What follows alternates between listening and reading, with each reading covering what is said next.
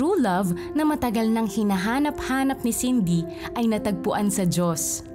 Nakapag-move on siya matapos ang 5 taong relasyon nila ng dating lesbian partner. Pero sa akalang hindi na siya muling matutumba, saka naman nagbabalik ang lalaking minsan nang bumihag sa kanyang damdamin. Ang ama ng bunso niyang anak na si Caleb. Parang he started to make amends. Parang kilalanin si Caleb, sa akin din, bumabawi siya. So dumadalaw siya palagi sa amin sa bahay. Tapos dumating sa point na nakilala din namin yung mga anak niya. May mga anak din kasi siya sa iba't ibang babae. Tapos naawa ako sa mga anak niya kasi walang nanay, walang mother figure na magtuturo na ganito, ganyan. So every time na pupunta kami sa bahay nila or magkakasama-sama kami, I feel that I'm a mom sa mga batang to. Pakailangan ko ng tulong sa mga bata. O, ano ba mahirap intindihin doon? Hindi niyo ba maintindihan yung sitwasyon ko? Ano ba yan? Kung gusto mong makasama yung lalaking yun, kailangan kayo magpakasal. Yun ang batas ko. Naintindihan mo ba? Pakasal? Seryoso ba kayo? Magpapakasal kami? Tapos maghihiwalay lang, ganon? Di ba ganun nga yung nangyari sa inyo ni Mami? Iniwan mo rin naman siya, di ba? Ano sabi mo? Pinakabastos mo ka, mamukuha. Huwag mo nang uulitin yan. Huwag mo nang uulitin yan sa akin, pampabastos mo! Hindi ako naniniwala kasi sa marriage. Kahit na Christian ako noon, hindi ako naniniwala. Hindi ko lang masabi sa daddy ko na hindi siya pwede magpakasal sa akin kasi naka-fixed marriage siya. Sa kabila ng pagtutol ng ama, ipinagpatuloy ni Cindy ang relasyon nila ng lalaki hanggang sa nagsama na sila sa isang bubong. Ayun, masaya. Ang sarap sa pakiramdam. Yan naman tayo. Saan na naman pupunta? Pero unti-unting na-reveal yung mga red flags. May anger problem siya eh. Nagmumura siya. Meron siyang mga threat. Sige, pag umalis ka, lahat ng gamit mo sunog na. Eventually, habang magkarelasyon kami, nag-propose siya sa akin para mag-stay ako sa kanya. Parang ride or die ko na, parang gano'n. Kasi parang ayoko na talaga ng relationship. Eh, since tatay naman daw ng anak ko, gusto ko ma-save, di ba? And mami na din ang tawag sa akin ng mga anak niya. Pero umabot sa sukdulan ang pang-aabuso ng live-in partner ni Cindy nang mabugbog na nito si Caleb. Umalis si Cindy sa abusive relationship at hindi na muling nakipagbalikan pa sa nobyo. Nanumbalik siya sa Panginoon nang may buong pagsisisi at pagtitiwala sa mas magandang plano ng Diyos sa kanyang buhay. Sa pagdaan ng panahon, napatawad ni Cindy ang mga taong nakasakit sa kanya na naging daan sa tuluyang paghilom ng kanyang mga sugat. Si Lord nga, hindi niya deserving na ipako, duraan, saktan. Bakit pinatawad niya tayo? Bakit pinatawad niya ako? So, dun nangibabaw yung pagmamahal. So, I decided to forgive him. Naging abala siya sa mga gawain ng simbahan, kabilang ang dance ministry at discipleship ministry. Tumatayo rin siyang Bible study group leader ng mga kababaihan, kabilang ang mga single mom na naging biktima ng pang-aabuso. Unti-unting naisaayos ang relasyon ni Cindy at ng kanyang ama, habang nakakilala na sa Panginoon ang kanyang ina na ngayon nasa Amerika. Ang mga anak ni Cindy ay aktibo ngayon sa youth ministry. Sa biyaya ng Diyos, nakapag-umpisa si Cindy ng isang gift shop business, pati na ang isang beauty salon sa Cavite. Doon ko na-realize na, ang galing mo, Lord, kasi may purpose lahat ng pain na nararamdaman ko. Yung pala is, para mas lalo kang mag-glorify, mas lalo kitang makilala kung gaano ka kabuti, gaano ka ka-faithful, gaano ka kagaling. Makikita natin, Alex, no, that Cindy was still really looking for love. Pero true love comes only from Christ. And when we still keep on looking for it from people, talagang we will end up down again. But thank God, she recognized, nakita niya yung kanyang pagkakamali, and she returned to the Lord. Mga kapatid, all of us are broken people. Nangyayari po sa atin yan because we live in an imperfect world. Kaya nga po, binigyan tayo ng Diyos ng wisdom, At kailangan pong gamitin natin ito. Kasi po, kadalasan yung mga nangyayari sa ating buhay na mga kalungkutan, in despair, struggles, minsan po ay dala-dala na lang gawa natin yun eh. So, we are reaping the consequences of the wrong decisions we make. Kaya nga po, dapat umasa tayo sa Panginoon. Sapagkat ang Panginoong Diyos ay may magandang plano sa ating buhay. Kung ito po ang nais ninyo, sabayan niyo ako sa panalangin. Lord Jesus, marami po salamat. Maraming beses na po ako nagkamali sa aking mga desisyon. Hinalap ko ang kaligayahan sa mga tao, Panginoon, sa material na bagay at sa kung saan pa. Ngunit, Panginoon, Ikaw lamang ang nangangako ng tunay na kaligtasan, Panginoon. At Lord God, ako po ay nagsisisi sa lahat ng aking mga kasalanan at sa mga konsekwensya ng aking mga maling desisyon. Mula ngayon, Panginoon, ako'y magtitiwala sa inyo. Lord, binubuksan ko ang aking puso at tinatanggap kita bilang aking Panginoon at tagapagligtas. Susundin ko po ang kalooban mo para sa akin. Ako po ay maglilingkod sa iyo, Panginoon. At kakalimutan ko na po ang gawang makasama. Kakalimutan ko na po ang pagiging masunurin sa mundo na nagdulot lamang ng pigati, pait at sama ng loob. Mula ngayon, Panginoon, tatangalan ko, Panginoon, ang iyong kamay at sabay po tayong maglalakbay sa panibagong araw, panibagong bukas, Panginoon, na kung saan, Lord God, tangan-tangan ko ang buhay na walang hanggan na ipinangako mo sa lahat ng mananampalataya at tatanggap sa iyo. From now on, Lord God, you are the King of my life and I will walk in the light of your way. Marami pong salamat sa pangalan ni Jesus. Amen. Panginoong Jesus, tinatanggap ko po kayo na aking Panginoon at tagapagligtas. Sumabay ka ba sa panalangin upang tanggapin si Jesus? Narito ang CBN Asia Prayer Center para sa iyo 24/7 upang tulungan kang magsimula ng panibagong buhay na punong-puno ng pag-asa, kapayapaan at tagumpay. Just text YES, your name and location o mag-chat sa The 700 Club Asia Facebook Messenger.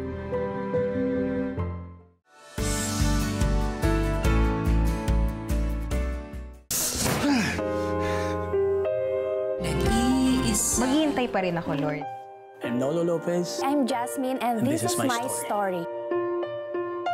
Tugon is now available on USB flash drive with a downloadable discussion guide. Watch and engage in meaningful conversations with your family and friends. Donate 1,000 pesos to CBN Asia and receive 2 bonus Tanikala telemovies, Kampihan, and Senior Moment with free discussion guides. Your support helps produce more Tanikala telemovies, inspiring programs, music, and online content that transform lives. Become a CBN Asia partner today. We're back on the 700 Club Asia. Kasama po natin ngayon si Hazel. Isa siya sa mga tumulong at gumabay kay Cindy sa gitna ng mga hamong kinakaharap noon. Thank you, Hazel, for joining us today. Thank you, Pastor Alex. It's good to have you all the time, Hazel. Yes, my pleasure, Joyce. Nice to be here again. Kailan mo unang narinig yung buong problema o buong kwento ni Cindy? She shared her testimony sa isa sa mga gatherings ng group namin. So we have this discipleship group. Kanya-kanyang groups, iba-ibang groups yon kasi, and we are part of a larger group. Right. So we had a fellowship in one of the houses of our pinaka-leader namin, si Jaira. So we were there. First time ko siyang na-meet doon when she shared the story of her life, kung anong nangyari sa buhay niya. So from the beginning pa lang, alam ko na lahat ng nangyari sa kanya. So yung mga naikwento na niya sa inyo. So ano yung sinabi mo sa kanya? Did you give her advice agad or did you just simply listen to her story? Nag-bond ba kayo kaagad? I just listened. Tapos dun sa ano na yun, hindi pa kaagad kami nagkaroon ng relationship. Kasi actually, kakakilala lang namin sa isa't isa. And then, naging close kami when we were already seeing each other almost every week sa Wow Thursdays, Women to Women. So doon kami naging close kasi we both served there. I was a facilitator sa group namin, and then she was also in the same group as my group. She was leading the praise dance team, and then ako naman kumakanta din, I host. So every Thursday, nagkikita kami. So, doon kami talaga naging close ni... Doon kayo nag-bond? Yes, doon. And even outside tuloy-tuloy ang bonding. Yes. So, we have coffee together, we eat, we go, you know, kung saan-saan. Girl time. Yeah. Alam mo na. So, yes, that's how we grew closer. Hazel, being a leader of your group, yung D group nga, as you call them, of course, you have to use your discernment regarding people who claim to be this and those who seem to have, you know, this kind of testimony. So, paano nakatulong yung transparency or honesty sa iyo ni Cindy para, despite it all, hindi siya magkaroon ng victim mentality, and at the same time, yung bang nakikita mo na willing siya at obedient siya sa pagsunod. Kasi merong iba nagkikwento lang tapos they just look for sympathy, you know? And wala naman talagang desire na magbago. Hindi ko nakita yun sa kanya. I saw her as an authentic, yung authenticity nakita ko kaagad. Tsaka mararamdaman mo yun eh. When somebody is not telling the truth or when somebody is hiding something, and I didn't see that in her. I saw her really as a person, a woman who speaks the truth, yung wala siyang tinatago. So in other words, walang time na nag-alinlangan si Cindy. Was she always open and honest with you? I know sometimes that there are times na feel ko na parang meron siyang hindi sinasabi, but eventually she will say it. I mean, parang may konting hesitation. Oh, hesitation. Kasi you're still growing close to each other. Pero as, you know, time grows, kasi I know although she shared her testimony, she's a private person. She doesn't like just divulge everything. Yeah, she doesn't divulge everything about her life to anybody. So she also chooses people na kung kanino na i-share. Nakaka-proud because I saw her obedience talaga to what God is telling her to do, is leading her to do. Wow. Well, thank you so much, Hazel, for sharing a little bit about Cindy. We're gonna talk more to Cindy later. Pero talagang mahalaga na tayo ay may karamay at katuwang habang humaharap sa iba't ibang hamon ng buhay. Kaya nariyan ang mga trained prayer counselors ng CBN Asia 24/7 para kayo damayan sa anumang pagsubok na pinagdaraanan nyo ngayon. Ipagpe-pray din nila kayo at bibigyan ng payo mula sa Bible. Tumawag lamang sa numero na nasa inyong TV screen. Pwede nyo rin silang i-chat gamit ang Facebook Messenger. I-type lamang ang keywords The 700 Club Asia. Pwede mo rin mapanood muli ang mga bagong kwento at episodes ng The 700 Club Asia na nagdulot sa inyo ng pagbabago at kagalingan sa YouTube channel na ito. Matatagpuan naman ang mga inspirational articles sa cbnasia.org na inyong magagamit sa inyong pag-aaral ng salita ng Diyos at prayer time. At kung kayo po ay laging busy tulad ni Alex, ang Tanglaw ang ideal na devotional para sa inyo. Ito ang kauna-unahang Taglish devotional app na ginawa sa audio at text format na binigkas ng mga kaibigan at kasamahan ng The 700 Club Asia. I-download ito ng libre mula sa Google Play Store, iOS, Spotify at Apple Podcast. Sa aming pagbabalik, makakasama naman natin muli si Cindy para i-share pa sa atin ang mga magagandang ginawa ng Panginoon sa kanyang buhay. Yan at marami pang iba pagkatapos lamang ng ilang mahalagang paalala, magbabalik pa rin ang The 700 Club Asia. Diyan po lamang kayo.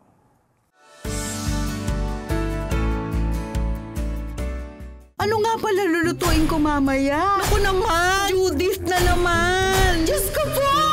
Huwag kang OA. Kaya ni Lord yan. Live na mapapanood mula May 26 midnight dito lang sa GMA.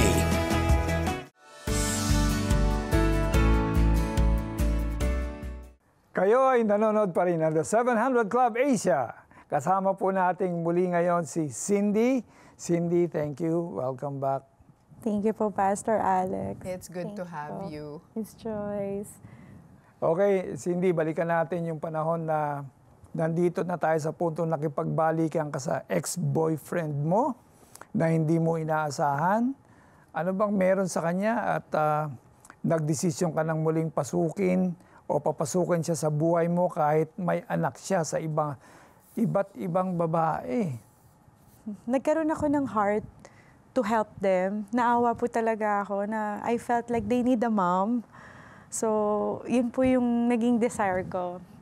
Na i-embrace sila. Naawa po talaga ako that they really need yung love, affection ng isang mother po. Ibig sabihin, umabot ka sa you got to meet his children. Yes po. Bakit ka naman pumayag na makipag-meeting sa mga anak niya? Or may interest ka na ba ulit sa kanya at that point? Siguro po, parang every time na nagkikita kami or binibisita niya kami ni Caleb, kasama niya rin po sometimes yung mga bata. So nagkaroon po ng time na nagkakilala yung magkakapatid sa ama. And they get close, ganyan. So sometimes lumalabas din po kami na magkakasama. Ganon. So, nagkaroon ako ng chance din to pray for the kids. Wow. And naturuan ko silang mag-pray. And nadala ko rin po sila sa church, actually. Wow! So, ginawa mo silang parang, these are people I can share the Lord with. Po. Yun talaga yung At open naman sila. Open naman po talaga. Wow. And iba yung joy talaga na nakita ko sa mga batang to nung magkakasama sila. Tapos naramdaman nila na parang may mommy silang kasama. Wow. They're really longing for that po talaga. Alam mo, Joyce, talagang minsan yan ang nangyayari pagka yung bang sa mga decisions, nagiging, yung emotion ba yung pinaiiral natin? Yes. Kasi spiritual people tayo kay Lord. So talagang kailangan meron tayong maturity dyan. Kaya nga tayo nag-uusap ngayon dahil pinapakita natin yung mga dapat na maging mindset ng mga katulad mo, yung nangyari sa iyo yan, na parang na-victimize ka and then bumangon ka. So, pag-usapan natin ngayon yung panahon na ginulpi pala ng partner mo, yung 10-year-old noon, yung anak mong si Caleb. Ano ang naging epekto nito sa kanya? Kung nagkaroon man siya ng trauma dahil sa pangyayari, paano mo tinulungan para gumaling siya mula rito? Yun po yung sobrang pinakamasakit na nangyari sa akin. Mas triple yung naramdaman kong sakit. Kasi for 10 years na hindi mo nakasama yung anak mo, tapos bubugbugin mo pa, sobrang sakit nun para sa akin bilang ina. And masakit din yun kay Caleb. So kung ako yung may trauma, siya din nagkaroon. So what I did is, I always still remind him na don't hate your dad, hate his sin, yung naging action niya towards you. And I always help him to forgive, to pray, and nag-undergo po kami ng therapies para lang po ma-process yung pain niya, yung anger na naramdaman niya that time. And continuous prayer and church, and pinag-D-group ko rin po siya, so na-attendan po siya ng Elevate. And yun po yung nakatulong sa kanya to process that. So, nung tuluyan ka ng nakipaghiwalay sa partner mo, nag-attempt ba siya na muling makipagbalikan sa'yo? Or humingi man ba siya ng tawad? Yes po, he does. Talagang humingi siya ng apology, nag-sorry po siya sa ginawa niya kay Caleb that time po. And what was your response? Nung una po, ang hirap din to forgive talaga. Pero I just obeyed the Lord to forgive him. And I gave him another chance para ayusin yung relationship niya kay Caleb. Kasi hindi ko po talaga tinuruan yung mga anak ko to hate their dads. So I always tell them to forgive, to accept them, their imperfections. Yan po. Ano sa tingin mo, Cindy, ang sitwasyon ng buhay ng pamilya mo at ikaw kung hindi ka nag-decide na makipaghiwalay sa ex-boyfriend mo? Kung hindi po kami naghiwalay, siguro po battered wife na ako. Siguro po I'm living in a miserable life. And siguro baliw na din ako. Kasi po, after me, yung mga nakarelasyon niya po is binugbog niya talaga. And yun nga po, na-meet ko nga po yung mga victims. Nag-file din sila ng case towards this guy. And nakakalungkot nga po na ganun yung talagang personality niya. And is he allowed to visit Caleb? I allowed him po, pero wala rin naman pong effort coming from him. Ayun. Nung nagkaroon na po ako ng forgiveness sa kanya talaga, I opened my door again. Na if he really wants to be a father to our son, I'm okay. Yes. Pero if he will not be responsible and wala talaga siyang heart and he will just continue to hurt yung heart ng anak namin, then don't na lang. Kasi I always remind Caleb na, don't worry anak, kasi your real father is in si Lord talaga. Biological dad mo lang siya, pero your real father is the Lord. So you don't need to feel empty, you don't need to feel incomplete. Yes. Diba? Yung love talaga is more than enough. So, with all of these learnings, no, at hindi pa tapos ang kwento ni Cindy, di ba, you still have a future that is unfolding. What can you tell viewers who might be going through something similar? Anong mensahe mo sa kanila? Really seek the Lord with all your heart. Kasi if you will let the Lord decide for yourself, talagang you won't go wrong. Palaging ililid ka talaga niya sa tama. And sabi nga ng Lord, all things work together for good for those who love the Lord. So, siya yung mag-guide talaga sa atin and will give us wisdom. Amen. Amen. Kasi if I will recall, talagang repeated mistakes ang nangyari sa buhay ko. Pero when I put the Lord at the center of my life, tumigil na ang repetition. Tumigil talaga. At ngayon, naprotektahan ka. Because, you know, it's possible if you return to this man, then, you know, your future would be damaged. But I think this is a good time, Cindy, to pray for viewers right now who maybe you feel broken at na-touch kayo sa kwento ni. Thank you so much, Cindy, for having the bravery to share your story. I just want to pray for all of you right now. Lord Jesus, you are the one who makes all the broken things and all the broken people and all the broken relationships whole again. So we lift up to you broken marriages that you will restore. We lift them up to you right now. We pray for people who became broken dahil sa trauma o sa pang-aabuso o sa mga bullying o mga salitang napakasakit. We pray, Lord, that you will bring them back to shalom, the wholeness that is also peace. We pray for those who are struggling with mental health illnesses, lalo na yung anxiety and depression. Oh Lord God, I know you can fill these people with your presence, your love, your grace, your goodness, your wonderful and beautiful Holy Spirit para sila ay maging buo ulit. We pray for people who are lonely right now and they're feeling na nag-iisa na lang sila at ang buong mundo ang kalaban nila. That's a lie from the enemy, and I pray today, Lord God, na ipapakita mo sa kanila, this is a lie because you are a prayer away, you are a breath away, you are with us. Emmanuel, God is with us. And we pray na magiging Emmanuel po talaga kayo sa buhay ng lahat ng taong tumatakbo sa iyo for wholeness. Thank you, Lord Jesus. I know we can count on you for people who are like Cindy before to become like Cindy today, who is renewed and refreshed and a new child of yours. In the name of Jesus, amen and amen.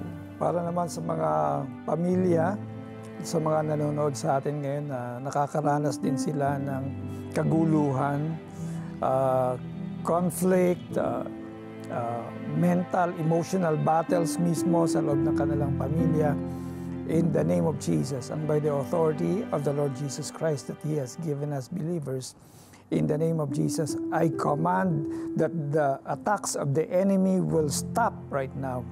In the name of Jesus, I pray, Lord God, that where there is chaos, there's confusion. I declare that there will be peace, there will be clarity, Father God. And I pray that the lie that is being perpetrated, Lord God, in the name of Jesus, it will be exposed, that it will be exposed from the enemy. In the name of Jesus, I pray, Lord God, na babalutin nyo ng inyong pag-ibig ang bawat pamilya, manaig sa kanilang puso, Panginoon, ang pagmamahal na nagmumula sa iyo, Lord God. At yung mga taong gumagawa nito, Panginoon, dinadalangin ko rin sila, Lord God, na makilala nila, Panginoon, na sila rin ay biktima dahil ang ginagawa nila is a perpetration of the treatment that they also have received from their family members, even from their parents. Lalo na po yung mga pagpapalaki na sobrang disiplina, kalupitan, bordering on demonic na pagpaparusa, tortures, and beatings. In the name of Jesus, I command it to stop. In the name of Jesus, that you would cover each family that is being victimized right now with your most precious divine blood. I pray that you will preserve them, Lord God. And Lord, we cling to your promise that if one of them will be saved, the whole household will be saved. Speak to their hearts right now in the name of Jesus. Amen. Amen. Naramdaman ko na tuloy-tuloy ang pag-recover ko. Doon ko naranasan yung kapangyarihan ng Diyos. Wala kaming pera pero naitayo namin yung farm na ito. Nag-restore sa akin, finances, trabaho, lahat po yan galing sa Panginoon. Tulad ba nila ay sinagot din ng Panginoong Jesus ang iyong panalangin? We want to hear it from you. Please text answered prayer and share your story with us. Send it to 0917-126-1442. Sa bawat yugto ng ating buhay, patuloy tayong hinuhubog ng Diyos. Nagsisimula siya sa ating puso. Sa sandaling buong pusong tanggapin natin si Jesus bilang ating Panginoon at tagapagligtas. Binabago niya hindi lamang ang ating pagkatao, kundi maging ang ating pananaw. Inaayon niya ang ating isip sa kanyang dakilang mga layunin upang maranasan ang buhay na puno ng pag-asa at katiyakan sa kanyang pag-ibig. Kaibigan, huwag kang matakot sa pagbabago, sapagkat ang Diyos ang gumagabay sa bawat hakbang mo. Sa Kanya mayroong bagong simula at, higit sa lahat, mayroong kapayapaan. Kaya sundin natin ang katuroang ito ni Apostle Paul para maganap ito sa ating buhay. Huwag kayong makiayon sa takbo ng mundong ito. Sa halip, hayaan ninyong baguhin ng Diyos ang inyong pag-iisip upang maunawaan ninyo ang kanyang kalooban. Sa gayon, magagawa ninyo kung ano ang mabuti, kalugod-lugod at ganap sa kalooban ng Diyos. That's Romans 12:2. If you want to see more life-changing and inspiring stories on the show, partner with us, call the number on your screen or scan the QR code. Well, hanggang sa muli nating pagkikita, manatili tayong matibay sa pananampalataya at patuloy na lumalakad sa liwanag ng pag-ibig ng Diyos. Pagpalain tayong lahat ng ating Panginoon. Bye!